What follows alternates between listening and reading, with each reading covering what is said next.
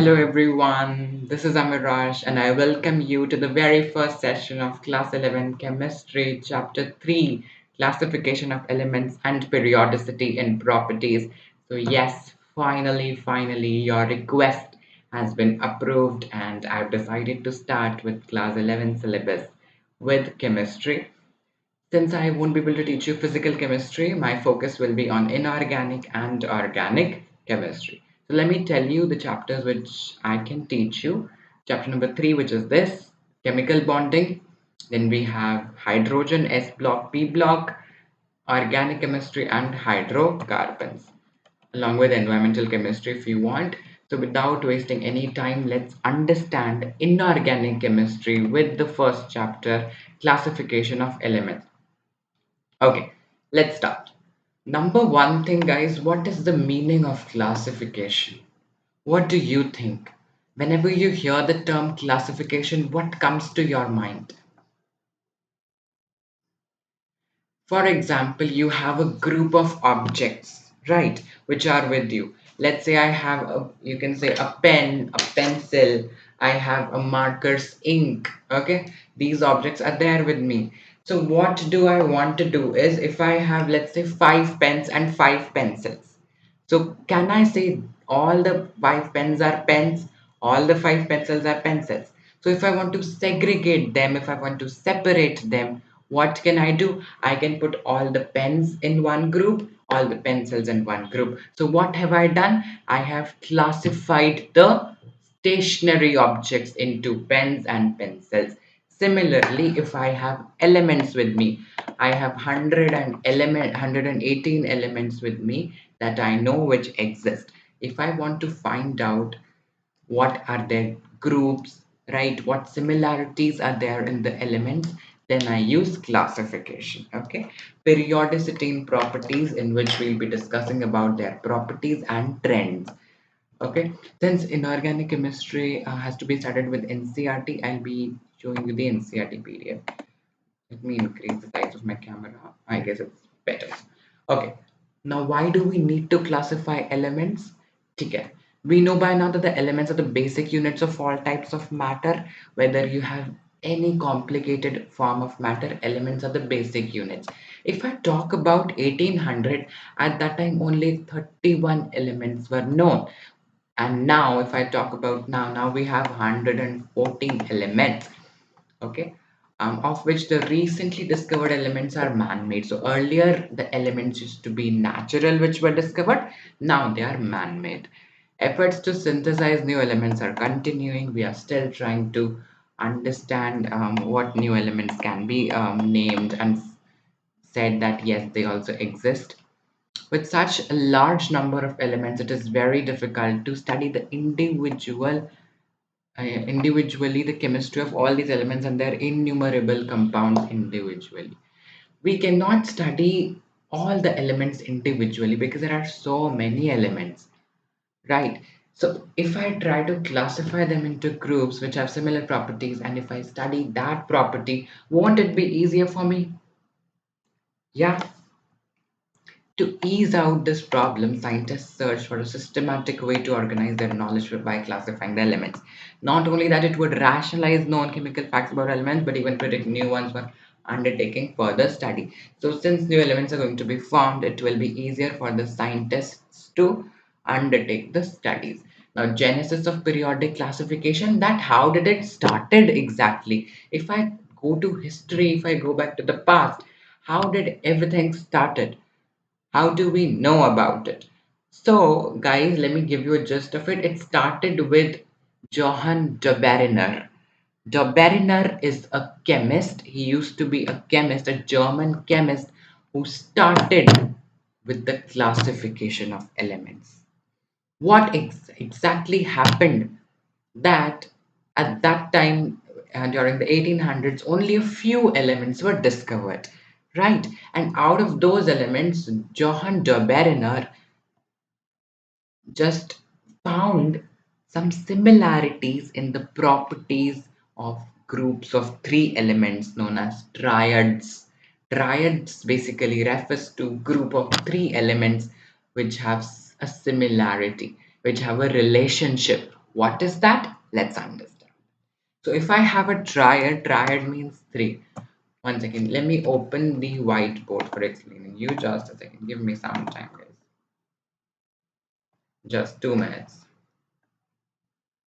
Um, okay.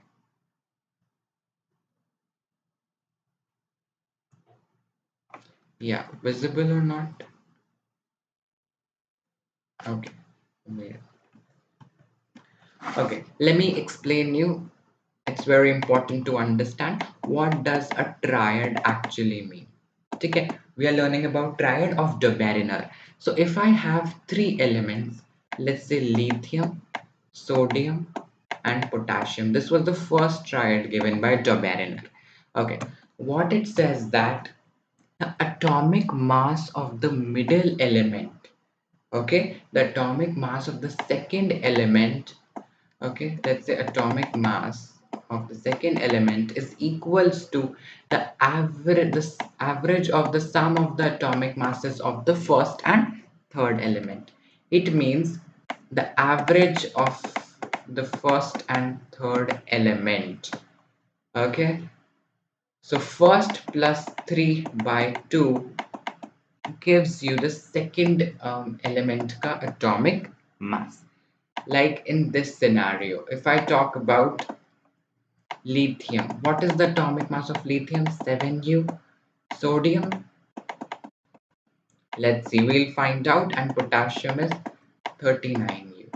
So according to it, the mass of sodium should be the average mass of these two elements, of the other two elements. So what is average? Sum of observations upon total number of observations. What is the sum over here? 39 plus 7, 46. Total observations are 2. 46 by 2, 23u. Is that 23u? Yes. It means de Bariner was right in this situation, that it is 23u only. Okay. Similarly, you can have other groups also, as you can see in this. See, calcium, strontium, barium, chlorine, bromine, iodine. The table has been given to you. Okay, so this is about Barina. If I talk about Newlands, who was a British chemist, okay, he was an English chemist. What he told us, that if there are 8 elements with me, okay, then every 8 element showcases the property of the first element. Okay, let's say I start with lithium. So the eighth element after lithium will be sodium. So Newland said that just like notes of music, which are called as octaves, okay, the elements also show similarity. That is why this Newland's observation was termed as the law of octets, his theory. Okay, so lithium and sodium. Sodium is the eighth element after lithium, and it has similar properties. But then what was the problem with Newlands was that it was just applicable till calcium. It means his rule was applicable only for the lighter elements. As the atomic mass increased, the rules, basically you can say it, the rule wasn't followed by the heavier elements. Okay. Then I talk about the most important one. Okay, the most important one, the observation that was given by Mendeleev, okay, along with Mayer. So they are the most important ones from the MCQ perspective. So kindly look at this concept very well. So they worked independently. Okay, what they did, Mendeleev basically talked about the chemical properties of matter. They how they reacted with hydrogen and oxygen. So he found out the relation between their hydrides and oxides of the elements, and then started grouping them. For example, if I have let's not take chlorine. Let's say I have array.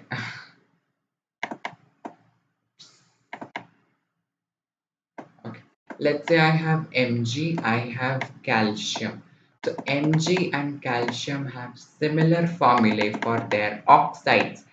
So what Mendeleev said, instead of this, can I write RO? R represents the element, okay, with this kind of a formula. So under RO, magnesium, calcium, and other elements came, which formed such a compound with oxygen because their valencies too. Later on, this valency concept came into picture, and remember, Mendeleev took atomic masses into consideration.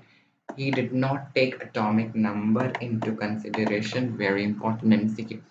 Lothar Meyer wasn't given in your 10th grade, so let's discuss. Lothar Meyer plotted the physical properties. So Mendeleev was talking about the chemical properties, as I told you, chemical properties, whereas Lothar Meyer, he talked about the physical properties. Physical means how it actually behaves physically.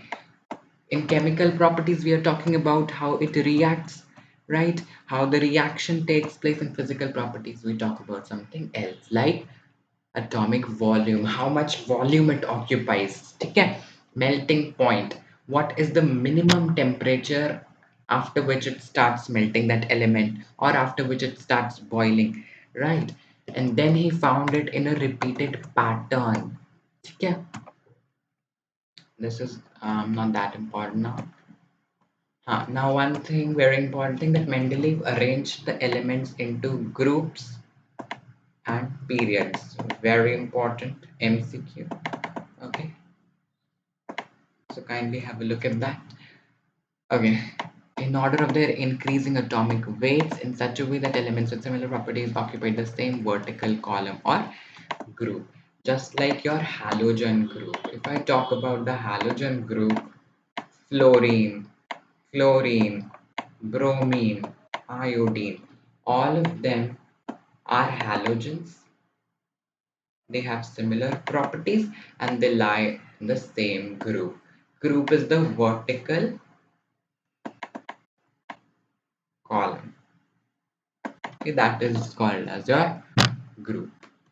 Okay. Uh, then, so Mendeleev's system was more elaborate and better than Lothar Meyer's, and he fully recognized the significance of periodicity and used broader range of physical and chemical properties to classify the elements. Okay, but there were also some demerits about Mendeleev that we are going to discuss in the next session. So, guys, one thing that you need to let me know over here is if you want the second session of this, in which we'll be discussing Mendeleev in depth. Okay, we'll talk about Mendeleev plus the modern periodic table in inorganic chemistry, which is very important. Let me tell you, we'll be doing this ECA, silicon, beryllium, and etc. that we've already done. Then we'll talk about the modern periodic table nomenclature. Okay, and I'll just tell you something about electronic configuration. Okay, and then P block, S block, division of the elements as P, S, D, F. Okay, and at the end we'll be doing the periodic trends. Okay, which are asked in the form of MCQs plus subjective questions most of the time. So I hope you enjoyed. Do not forget to like, share, and subscribe. Thank you. Bye bye.